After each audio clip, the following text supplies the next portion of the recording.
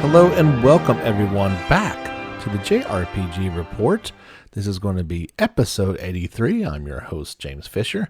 Thank you so much for tuning back in again this week. We've got a few fun things to talk about. It's a bit of a slow news week, so we're going to talk some, of course, Trails of Cold Steel 3. As my playthrough continues, we'll talk about a few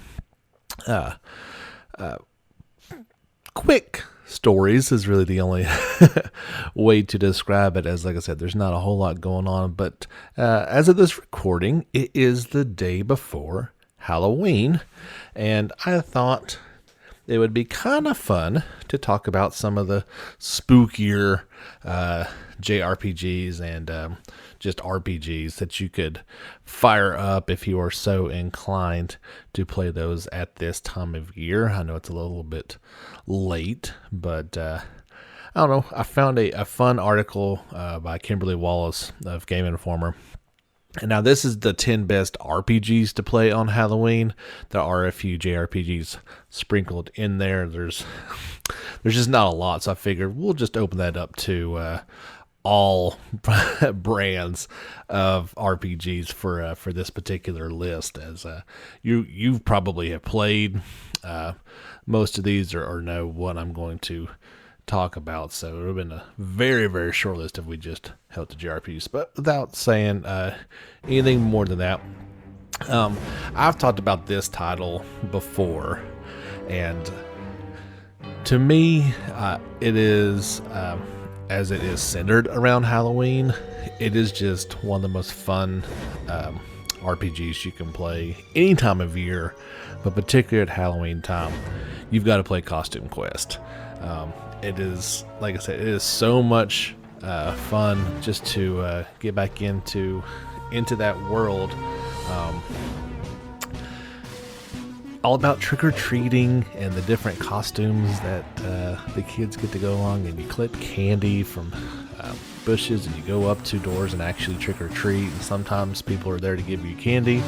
Sometimes it's actually monsters behind the door, and you get to fight them in a really fun turn-based battle system.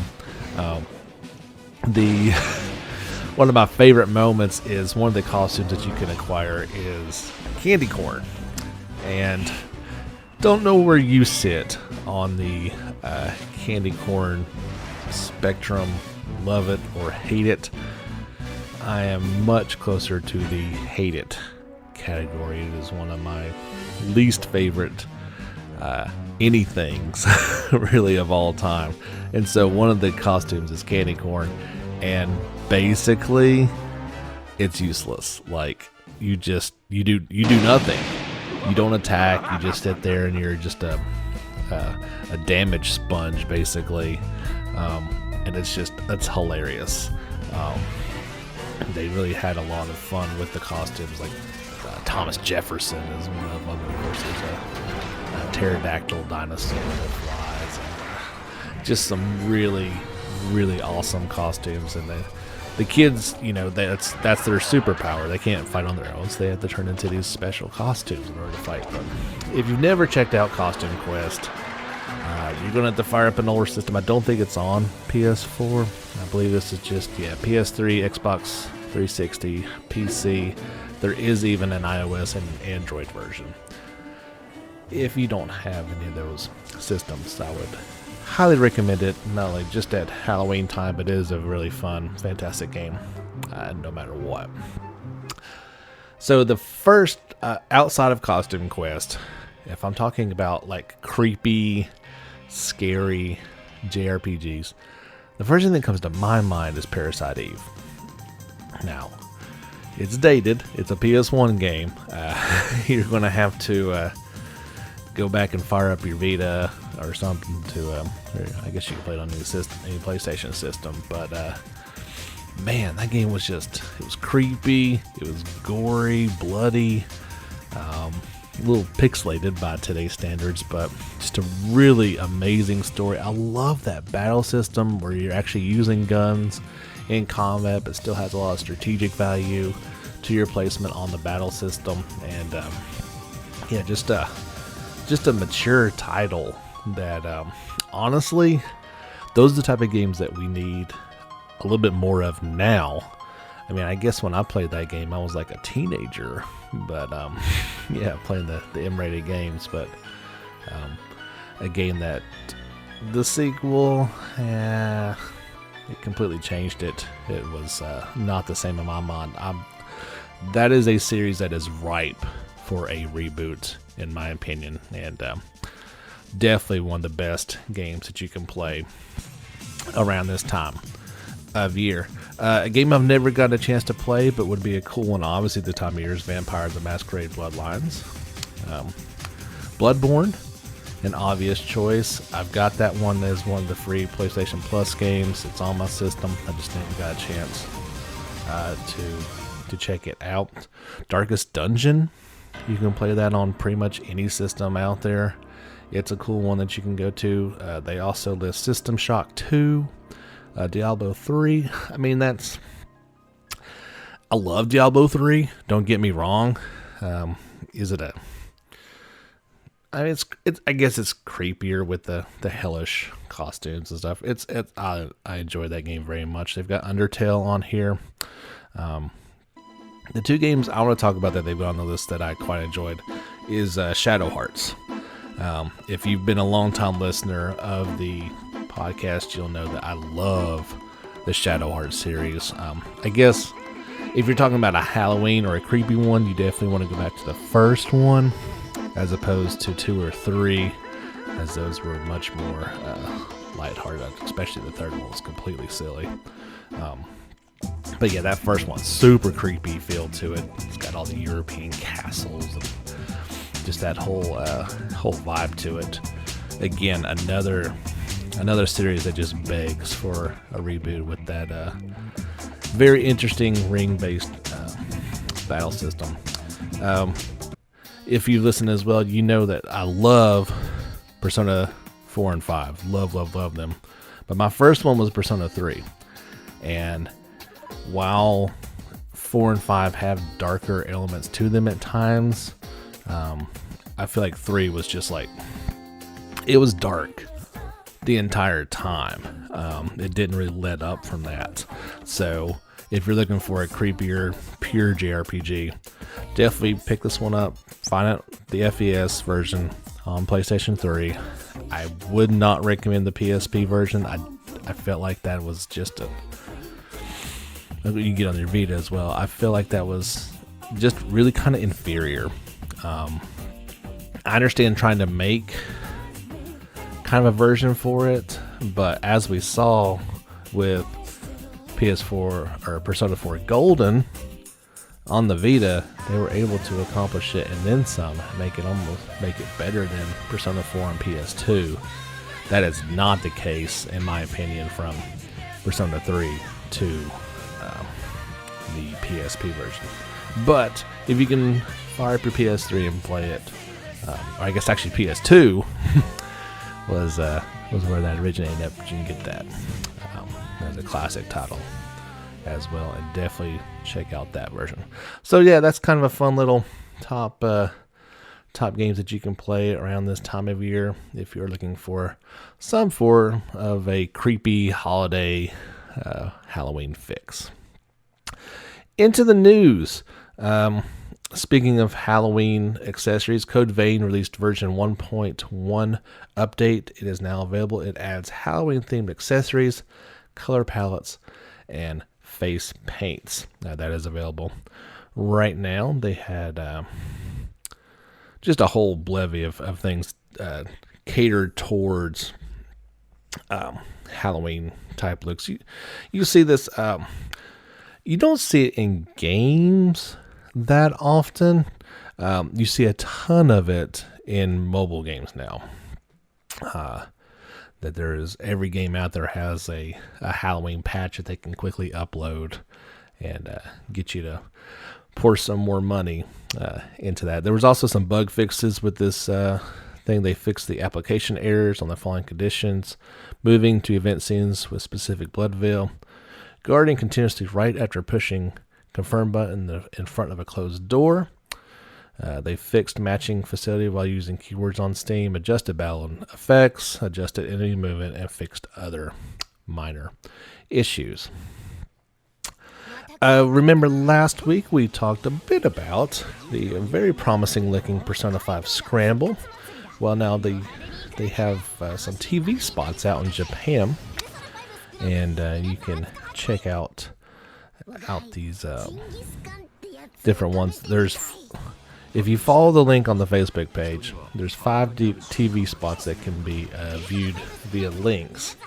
That is, and then you can also, they've got a convenient compilation video that you can view all those. And that's going to show off the different locations that you're going to be visiting in Persona 5 Scramble: Tokyo, Sapporo, Sendai, Osaka, and Okinawa. Again, my Japanese names and city names, not the best. So if I mispronounce one of those, you'll have to forgive me. We got a new Pokemon Sword and Shield trailer. This is for the new Pokemon of the Galar region. A 9-minute trailer introduces the region's various new Pokemon. Of course, you can check that out on the Facebook page. All the stories we talk about today will be listed over there, and you can check any of them out in more detail. Check out all the trailers that I'm talking about. Give us a like over there. It's greatly appreciated. Of course, Pokemon Sword and Shield is due out not too much longer here on the Switch on November the 15th. Monster Hunter World Iceborne expansion for PC finally gets a firm release date of January 9th in 2020. If you pre-order it now, you can get the Yakumo layered armor set. A digital deluxe edition, including the deluxe kit, will also be available.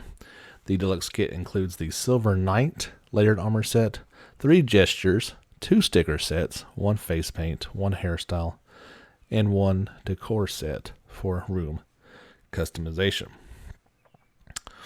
So if you're waiting for that on your PC, you can now have high resolution textures, 4K resolution support, uncapped frame rate, ultra wide 21:9 support, DirectX 12 support, and of course mouse and keyboard controls. There's also a new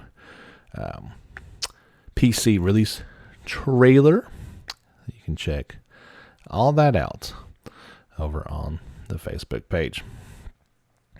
There's also a new trailer for War of the Visions Final Fantasy Brave Exvius. This is the 4th game overview trailer, and it will talk about guilds, duels, and what would a Final Fantasy game be without chocobos.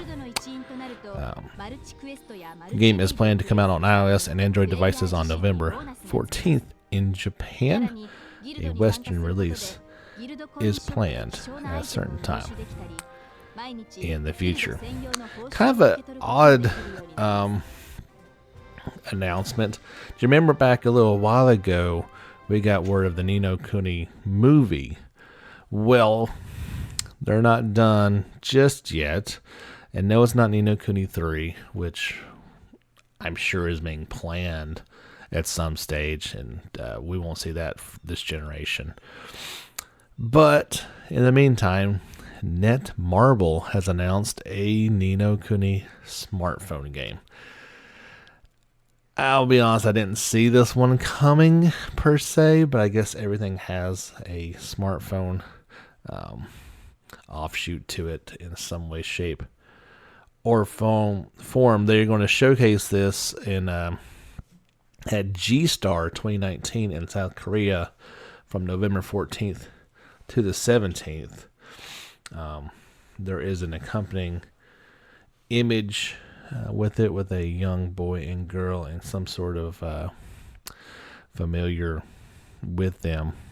You can only see their backs, so we don't know what's going on. The smartphone game will feature anime-esque graphics as well as a social system based on an in-game community called Kingdoms, which allow you to grow your guild by cooperating and competing with other players. Additionally, you can collect and train spirits called Amazon to take along with you on your adventure. So I guess that's what this little floating creature is next to them. That's all we know about it so far. I'm sure we'll get a look at it, like I said, at the G-Star next month. We got I assume this was going to be a trailer, but Genshin Impact had a travel highlight. It had 2 images. No, I'll make it 4 images along with it. And it kind of is a travel guide to it. And it's kind of written as you might read like a travel blog or something. It's a bit odd. So it's one of those stories like when I first ran across it, I was pretty excited. But then I read it and I was like, well, this is kind of silly. I've linked that to you if you guys want to read through it. I'm not going to read through the whole thing as it's a little bit lengthy. And I don't know. I feel like it would have been better to had like a video and had these words accompanied to it rather than text and a couple images. I don't know. Maybe I don't know what I'm talking about. In other news, Kingdom hires... I completely butchered that one. Square Enix Osaka is hiring for, quote, HD development of the Kingdom Hearts 5 years. Something like that, if I had to guess. So the Thailand game show was going on this past week. And, of course, Final Fantasy VII Remake was there. There was a live stream of it, and I checked it out. It was about 50 minutes long. There was absolutely nothing new shown, as I didn't anticipate there would be. The only thing I had to really report on was a quote from producer Yoshinori Kasai, as he had a short video and he explained the reason behind the inclusion of the squats minigame in the remake. And it's a weird quote to me, because why would you not have this in there? It's certainly nothing that needed to be put out. So anyway, he says, quote, "Since we announced the remake, a lot of fans have speculated as to how far we would go in reproducing the elements that made the original great. We put a lot of care and attention into the cutscenes, but the fans of the original also have strong memories of things like the squats too. So even though they are just little mini games, the development team had a huge motivation to do them properly and remake them in a modern style." So maybe this is not so much a quote as to what we already knew, but in my mind this is like, look, obviously part 1 is Midgar. We are introducing a lot of new things, but that doesn't mean we're cutting out things like the squats mini game. So that means to me, when we go to Gold Saucer, we're still going to get the snowboarding and all the other silly mini games that were the G-Bike, and all those things are still going to be there. Now, will they be enhanced and done maybe a little better? Well, sure, I can say that's probably definitely going to be the case, but will there be things cut is more of some of the questions that I have. One of the biggest things that I've been interested to see, without spoiling too much, is like when you go to Shinra HQ and find a certain person is now deceased by a certain person wielding a giant sword. There is quite a blood trail that goes through the entire building. I wonder if that type of thing's going to be in there. We'll just have to wait and see as to how they handle all that stuff. We probably won't know until the actual game comes out in March, but it certainly sounds like they are not cutting things and things that people really enjoyed. They're going to try to reproduce as best as possible. Paris Games Week was going on, and Fairy Tail got a new trailer. Here's a brief. It's brief, but it is a good trailer, and you guys can check that out over at the Facebook page. They say, quote, "Start your journey in Land of Fiora and play through the adventures of Natsu Dagnil and Lucy Heartfield, as well as other eccentric members of the Fairy Tail Mage Guild on a fun-filled and thrilling quest." Gus Studios is creating the game under the supervision of author Hiro Mashima, promising a faithful recreation for the Fairy Tail world and its unusual inhabitants, including everything from magic to its iconic characters. Fairy Tail is due out for PS4, Switch, and PC in 2020. And again, you can check out that trailer over on the Facebook page. There was a new launch trailer and mini interview. Producer Terasawa for Conception Plus, Maidens of the 12 Stars. They finally said the baby making RPG launches early November in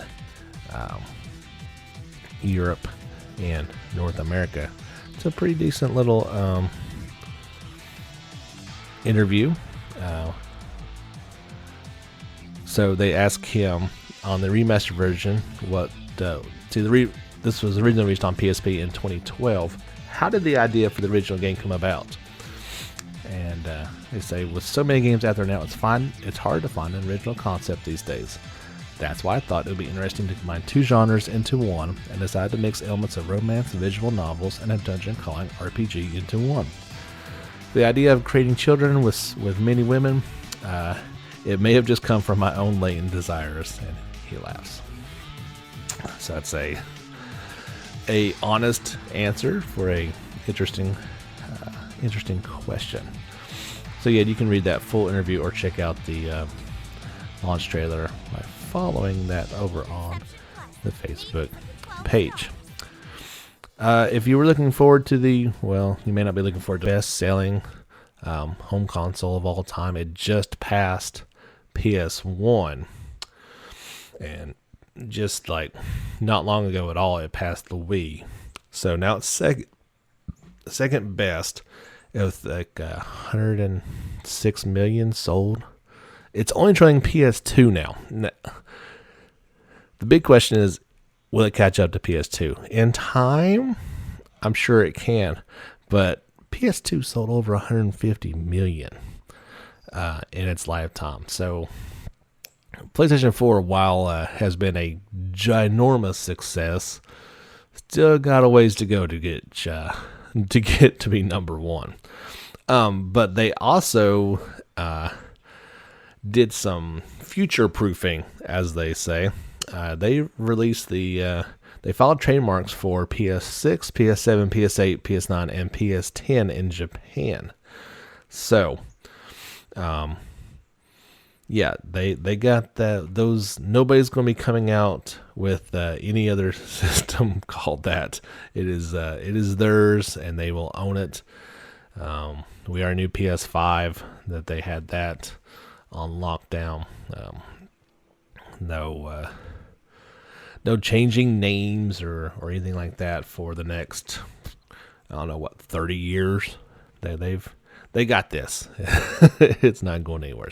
So let's just take one quick break here and have a word from our sponsor, and then we'll talk a little bit more about Trails of Cold Steel 3.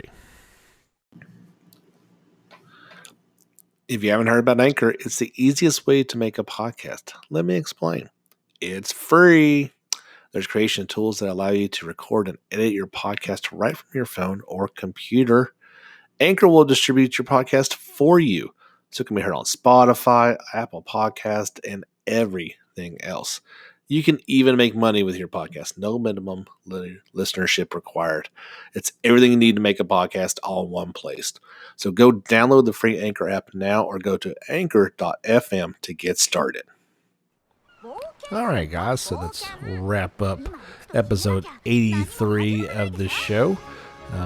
We'll talk a little bit about Cold Steel 3, kind of what I've been experiencing here the past week. First and foremost though, oh man, Atelier Ryza came out without a launch trailer. So that means no more stories in the Ryza universe. I'm a bit sad. I don't know. It was kind of it was a fun little game to play each week with what tidbit was going to drop about this, and I assumed that it would end with the launch trailer, but we didn't get one. Very But yeah, so the game is out. I think I'm gonna put it on my Amazon wish list, so maybe one of my family will pick that up for Christmas, and by that time I'll be ready for a new JRPG to play through.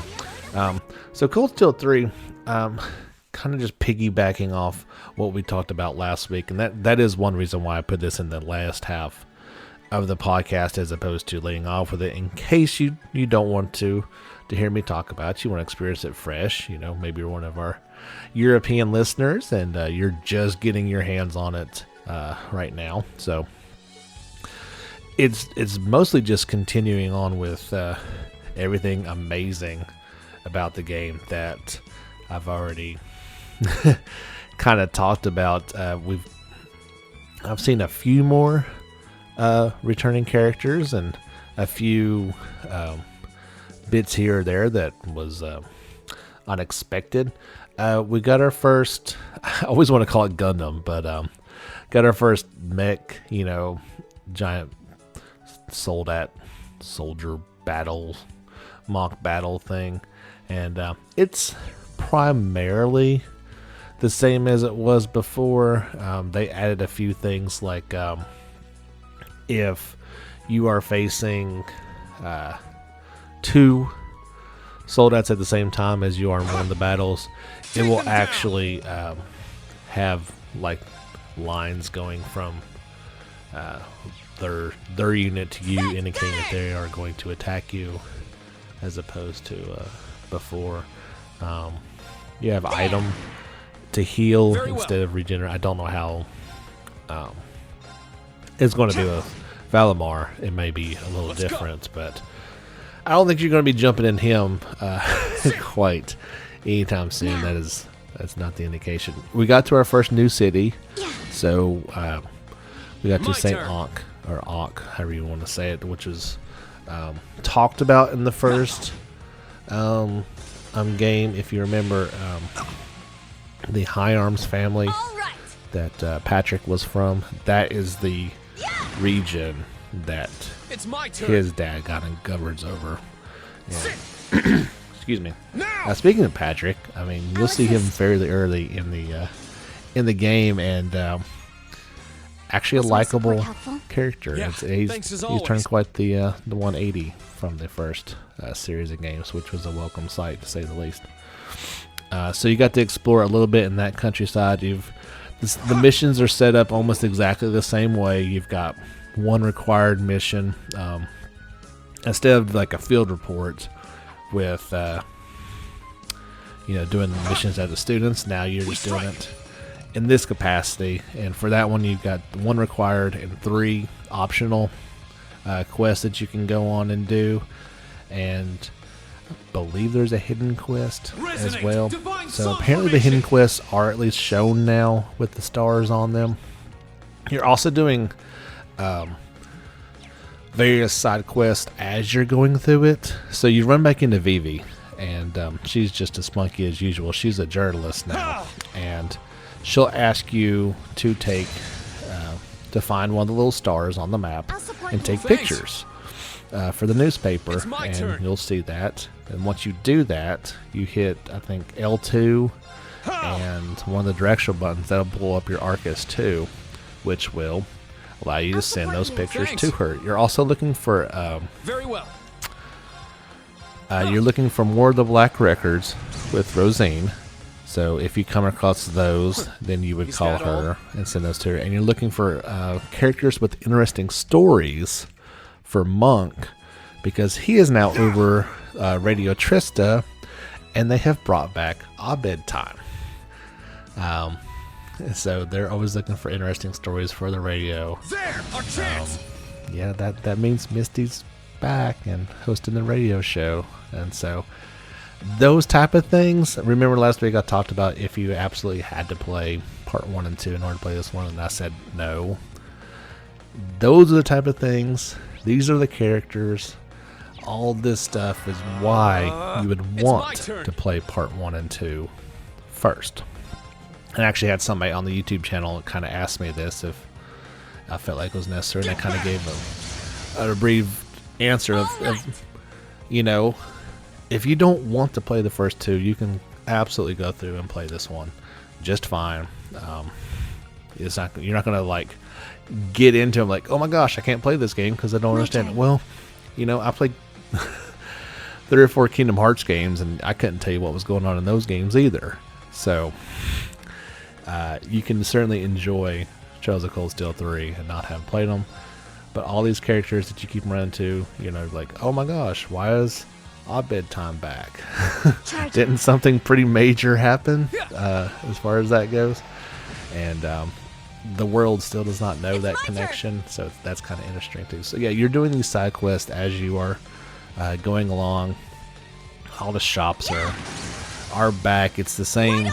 It's all the same systems that have been building in the first 2, refined and just really well presented.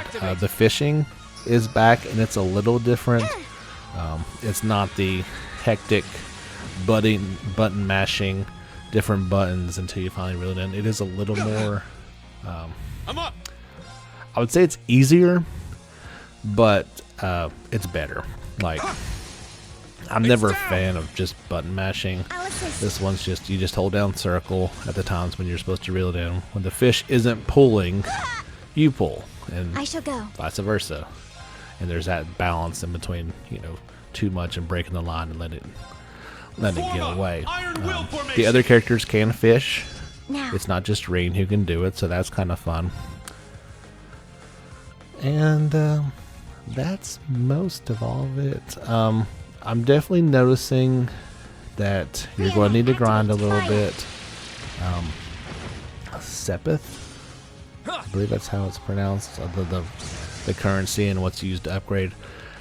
That seems to be in slightly harder to find amounts. Like, I'm having a hard time getting enough of it to open the slots. Like, I've probably got 10 orbits that I could set, but I can't because I just now, like, I had to grind for a good while to open up one slot for one of the characters. I shall go. And so now each character has a whole 2 slots opened up. One of the first things I would recommend you do is try to do that. And try to.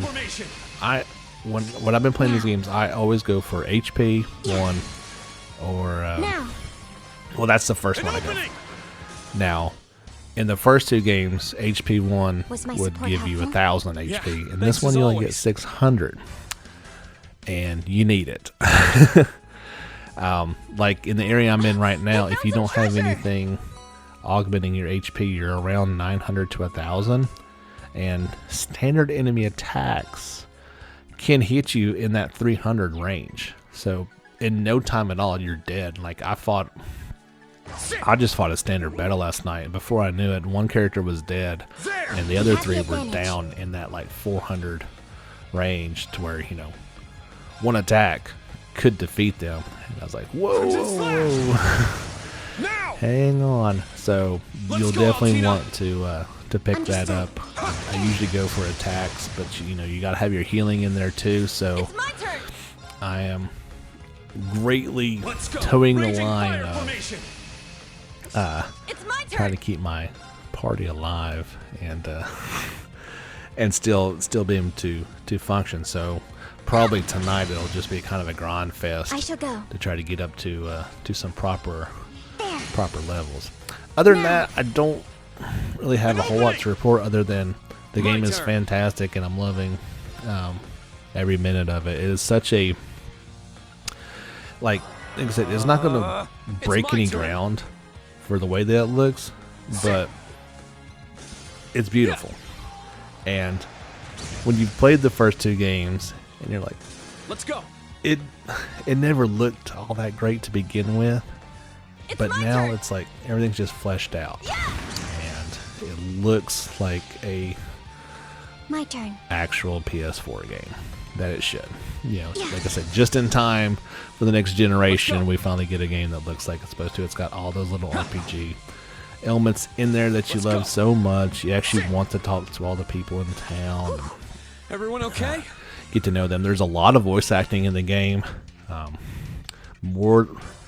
Sometimes more than you think it would be, but they still have this standard like, hey, we'll voice act for a minute, but then here comes a bunch of text because that's a lot to talk.